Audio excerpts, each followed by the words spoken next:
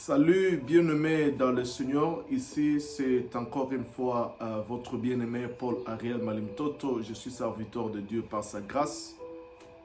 Aujourd'hui, la grâce m'est échue de venir commencer un enseignement que l'Éternel m'a mis en cœur de partager. C'était long enseignement que j'ai couché dans une syllabus de 67 pages. Et par la grâce de Dieu, nous allons faire sortir cet enseignement comme un livre. Le thème de cet enseignement que je vais partager avec vous, c'est Christ, le mystère caché dans l'ombre. Christ, le mystère caché dans l'ombre. Entre parenthèses, l'Ancien Testament. Bien-aimé, dans cet enseignement, nous voulons te démontrer comme quoi Christ est le centre et le thème central de toute la Bible.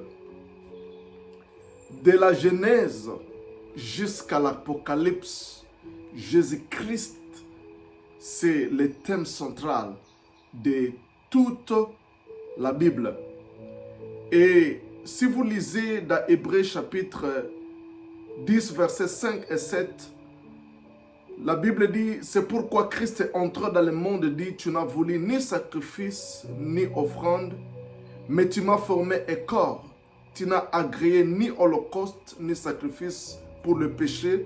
Alors je dis, voici je viens dans les rouleaux du livre, il est question de moi pour faire, ô Dieu, ta volonté. Jésus parla du rouleau du livre. Dans l'Ancien Testament, dans les temps antiques, on n'écrivait pas sur des papiers comme ça, mais on écrivait dans le format rouleau. C'était des rouleaux, on écrivait dans les rouleaux et les écrits étaient couchés sur le rouleau. Alors, dans l'Ancien Testament, les écrits de l'Ancien Testament étaient écrits sur le rouleau.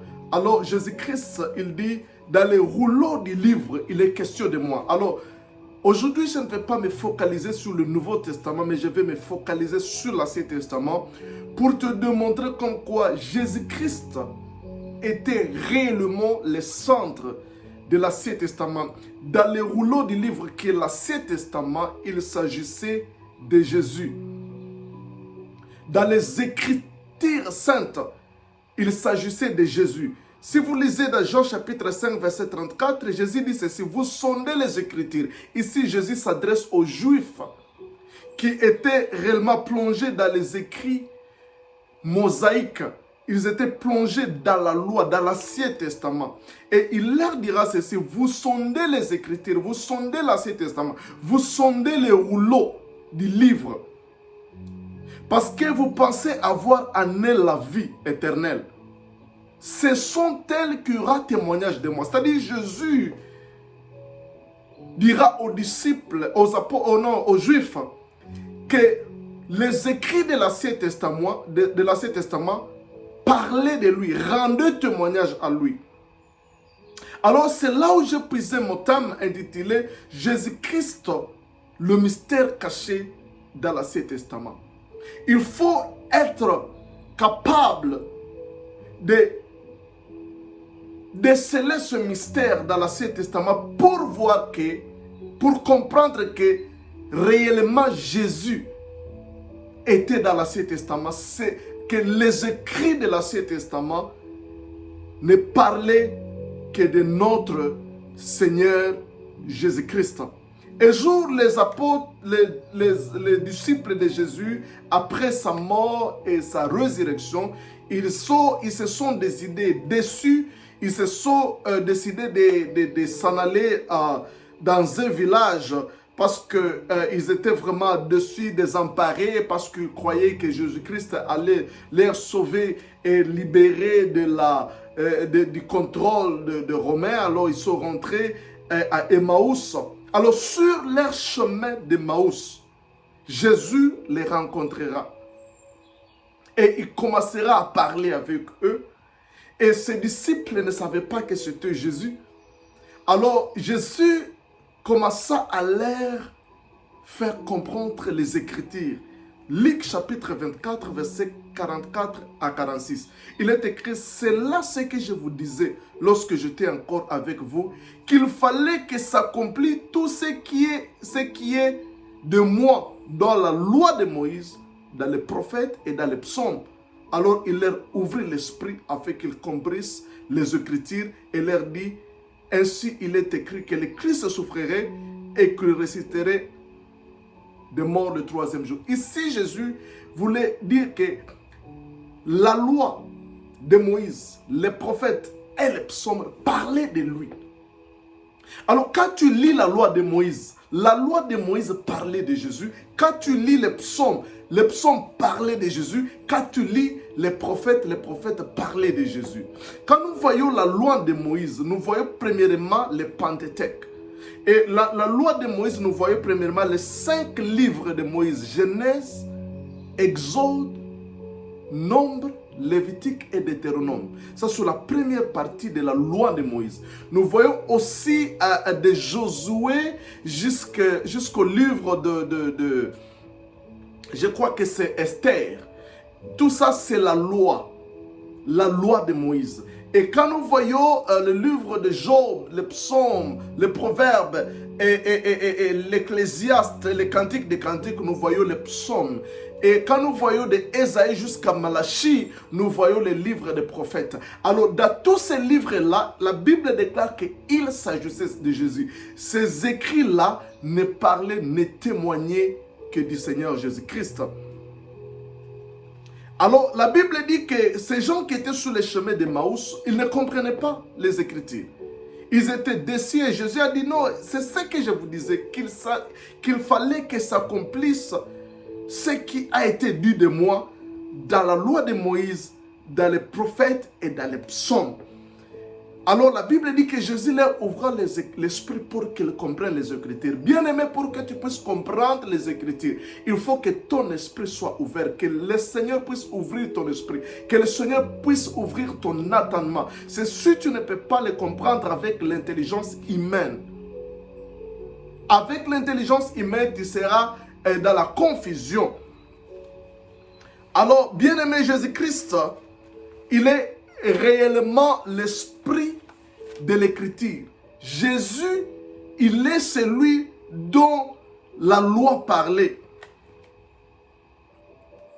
Et la Bible dit que, si vous lisez d'Apocalypse chapitre 19, verset 10, car le témoignage de Jésus-Christ est l'esprit de la prophétie. C'est-à-dire la prophétie de l'Ancien Testament, Christ était réellement l'esprit. C'est lui qui était caché, parce que l'esprit est caché à l'homme. C'est-à-dire la loi, les prophètes, les psaumes, Christ est l'esprit de tout ce qui était dit dans l'Ancien Testament. Alors, bien aimé dans le Seigneur, pour aller vite, je voulais premièrement commencer par les quelques définitions. Parlant de Jésus-Christ comme le mystère caché dans l'ombre, qu'est-ce que nous voulons dire par là? Tout d'abord, tu dois savoir que la Bible, quand il parle de l'ombre, il s'agit de l'Ancien Testament. Christ, le mystère caché dans l'ombre. L'ombre, c'est l'Ancien Testament. Si vous lisez dans Colossiens chapitre 2, verset 16, la Bible dit que personne donc ne vous juge au sujet du manger, du boire, ou d'une fête, ou d'une nouvelle lune, ou de sabbat. C'était l'ombre des choses à venir, mais le corps est à Christ. Que personne ne vous juge concernant le manger, le boire, et concernant des fêtes et des nouvelles lignes. Ça, c'est les choses qui s'est passées dans la loi de Moïse, dans l'Ancien Testament. La Bible dit que toutes ces choses-là n'étaient que ombre des choses à venir. Par là de l'ombre, nous voulons parler de l'Ancien Testament. Quand nous parlons que Christ est le mystère caché dans l'ombre, nous voulons dire que Christ était le mystère caché dans l'Ancien Testament. L'Ancien Testament, tout l'Ancien Testament, parlait de notre Seigneur Jésus-Christ. Christ était l'ombre, il était caché, il était le mystère caché dans l'Ancien Testament. Mais il faut que ton esprit soit ouvert. Et ceux qui ont vraiment la précision dans ces choses, c'est ceux qui sont appelés dans le ministère prophétique et le ministère apostolique. Parce que la Bible dit que Christ a établi les prophètes et les apôtres pour nous révéler les mystères cachés de tous les temps. Les apôtres et les prophètes des ministères, pas les prophètes des dons. Parce qu'aujourd'hui, il y a la confusion concernant les prophètes. Les prophètes des dons, et ils prophétisent, mais il y a aussi les prophètes des ministères. Ils peuvent prophétiser, mais ils sont assis dans les Écritures pour révéler les mystères cachés dans l'ombre. Ils sont là, ils ramènent, ils dévoilent Christ qui était caché dans l'Ancien Testament. La Bible dit que l'Ancien Testament était ombre des choses à venir, mais le corps de l'ombre est à Christ. Si je fais, je ne sais pas si mon ombre sera vive, mais je peux pas, il n'y a pas moyen que vous puissiez voir mon ombre. L'ombre a toujours eu un corps. L'Ancien Testament était ombre de Jésus, mais le corps s'est manifesté quand Christ est venu. Alors, bien-aimés dans le Seigneur, dans l'Ancien Testament, Christ étant, il était caché dans l'ombre qui est l'Ancien Testament. Il y a les représentations de Jésus-Christ dans l'ombre. Christ dans l'ombre qui est l'Ancien Testament se présente mystérieusement de plusieurs manières et de plusieurs éléments. Christ comme l'ombre dans l'Ancien Testament, il se présente de plusieurs manières. Il se présente comme, dans d'autres domaines, il se présente comme un animal, il se présente comme une chose, il se présente comme un homme, il se présente comme un jour, et il se présente aussi comme... oui, Jésus se présente comme un animal, comme une chose, comme un homme, et comme un jour, de plusieurs manières. Jésus se présentait de plusieurs manières. Mais je vais terminer par là. Pour aujourd'hui, Jésus-Christ, premièrement, il est présenté comme un animal. Au matin de l'histoire de la création, après que le diable ait séduit l'homme sous déguisement d'un animal, le serpent dans Genèse chapitre 3, nous voyons la révélation d'un autre animal qui servit d'intermédiaire entre Dieu et l'homme. Vous voyez dans le Nouveau Testament, dans Genèse chapitre 3, l'homme a chuté, séduit par le diable qui s'est déguisé en animal. Et pour que l'homme qui s'était séparé, qui était déjà séparé, qui s'est séparé de Dieu à cause du péché, il a fallu que Dieu puisse tuer un autre animal et que cet animal qui était innocent soit tué et que son sang et sa peau puisse servir de couverture à Adam qui se retrouvait nu après avoir péché contre Dieu. Alors, bien-aimé dans le Seigneur, cet animal-là qui a été tué et que Dieu a couvert de sa peau, Adam et Ève, pour que Adam soit capable de se présenter devant Dieu, cet animal-là, c'était déjà au matin, Dieu voulait prophétiser concernant Christ, qui est l'agneau qui était immolé, qui sera immolé, un agneau innocent qui n'a rien fait. C'est Adam qui a péché, c'est Ève qui a péché, mais bien aimé, Dieu a tué un animal pour que, à cause du sang de cet animal et de la peau de cet animal, Adam soit capable de s'approcher de Dieu. Alors, bien-aimé dans le Seigneur, cet animal-là, c'était déjà l'ombre du Seigneur Jésus-Christ qui devait verser le sang pour nous, l'humanité, et dont sa peau va nous couvrir pour nous approcher de Dieu. La peau, c'est le vêtement de l'animal. Or, la Bible nous parle que les vêtements, c'est la justice. Dans Apocalypse chapitre 19, versets 7 et 8. Les vêtements, c'est la justice. Alors, bien-aimé dans le Seigneur, Adam a été couvert de la justice de l'animal. C'est l'animal qui a été immolé et cet animal, sa peau a permis à Adam de s'approcher de Dieu. Alors, bien-aimé, c'était déjà l'ombre des choses à venir et qui parlait de la justice de Dieu qui permettra que nous puissions nous approcher de Dieu. Bien-aimé, aujourd'hui, l'agneau a déjà versé son sang pour notre rédemption et il nous a couvert de sa peau qui est sa justice. Et au travers de la justice de Dieu, aujourd'hui, nous pouvons nous approcher de Dieu. Bien-aimé, si nous nous approchons de Dieu, ce n'est pas à cause de nos œuvres, parce que la justice, les œuvres, c'est presque la même chose. Bien-aimé, ce n'est pas par notre justice, ce n'est pas par nos œuvres, ce n'est pas par nos vêtements que nous nous approchons de Dieu, mais nous nous approchons de Dieu au travers de la justice de Dieu que nous avons à travers Christ. Nous avons été sauvés par la grâce.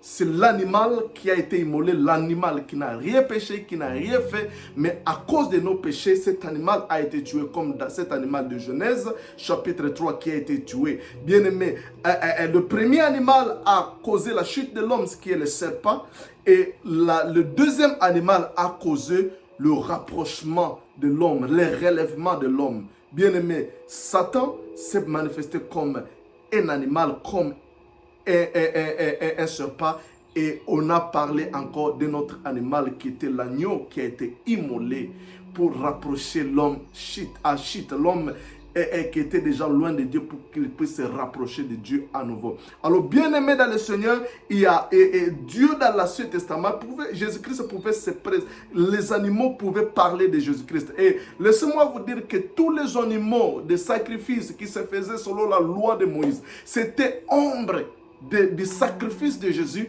qui permettra que les hommes puissent venir s'approcher de Dieu. Parce que dans l'Ancien Testament, quand l'homme péchait, il devait sacrifier un animal et que par le sang de cet animal devait prendre la place de l'homme. Cet animal devait être immolé à la place de l'homme. Quand l'homme péchait contre Dieu, venait chez le sacrificateur avec un animal parce qu'il a péché, et il devait imposer ses mains sur cet animal et on devait égorger cet animal, et le péché de cet homme devait tomber sur cet animal, et quand cet animal était immolé ou égorgé, et cet animal portait le péché de l'homme qui l'a amené. Alors bien aimé, ça c'était l'ombre des choses à venir. C'était l'ombre des choses à venir qui parlait de Jésus-Christ, qui est l'animal qui sera égorgé, qui sera sacrifié, qui sera tué pour notre rachat, pour notre salut, qui portera nos péchés. Alors bien aimé dans le Seigneur, si vous lisez même dans l'histoire de Jacob, Jacob qui ne méritait pas la bénédiction, mais pour que Jacob soit béni, il a fallu que Jacob puisse apporter l'animal. Et le père, il s'est couvert des peaux de cet animal. Et quand le père a touché ses mains, il a dit que vraiment c'est mon fils et tu mérites la bénédiction. Jacob a été béni non parce qu'il était Jacob, parce qu'il avait la voix. Le père a dit la voix c'est la voix de Jacob, mais les mains c'est les mains de Saül. C'est-à-dire il s'est présenté avec la peau. Cette peau d'animal qui s'est couvert a fait qu'il soit béni. Bien-aimé, pour que nous soyons bénis, nous avons besoin de nous présenter avec la justice de Dieu. Bien-aimé, nous nous approchons de Dieu non pas à cause de notre justice, mais nous nous approchons de Dieu par la justice de Christ.